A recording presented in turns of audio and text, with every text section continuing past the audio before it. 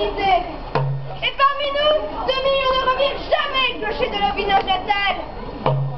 Nos noms sont écrits de la pierre froide de nos monuments aux morts, de nos villes et de nos bourgs.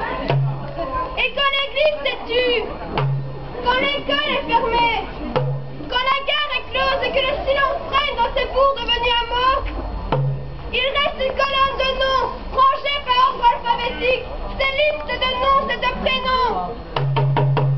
Nous avions 17 ou 25 ans. Nous nous prénommions René, Gaston, Louis, Joseph. Nous étions palefreniers, boulangers, colporteurs, ouvriers ou bourgeois. Ces mots écrits dans la bouille qui n'ont pas vieilli d'un jour. C'était le Moyen-Âge déchirant qui devrait inciter les générations futures au devoir de mémoire, de vigilance, comme au devoir d'humanité. Mon cher Joseph, je reçois ta lettre ce matin. Nous nous préparons tous aux pires événements. L'épreuve sera terrible, mais il n'arrivera que ce que le bon Dieu voudra. Je vous confie tous à lui. Fais ton devoir, mon cher Joseph.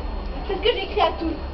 Soyez prêts à paraître devant Dieu et purifier votre âme avant de partir par une bonne route. Ne vous inquiétez pas, ma chère maman. Ne serez-vous pas fiers d'avoir des fils à la guerre? Et quand bien même il n'en resterait que quelques-uns, quelle consolation pour vous et pour ceux qui resteraient de savoir que ceux qui ne sont pas revenus sont morts glorieusement en faisant leur devoir.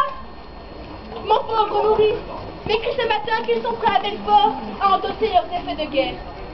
Le pauvre garçon s'est confessé, a fait le sacrifice de sa vie. Il m'a fait ses adieux. Guérin se prépare aussi. Loulou croit que tout s'arrangera. Mais je crains qu'il ne se trompe. Ici, la guerre se présente dans d'excellentes conditions. Pour nous et au point de vue national, il serait bien insulté qu'elle ait lieu. On l'accueille avec beaucoup d'émotion, mais avec sang-froid, calme et sympathie. Ceci est très réconfortant.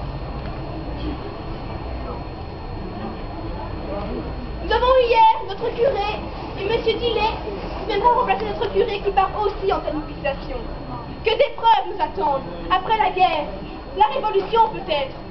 Enfin, à la grâce de Dieu, que sa volonté soit faite, qu'il renouvelle la face du monde et sauve notre beau pays.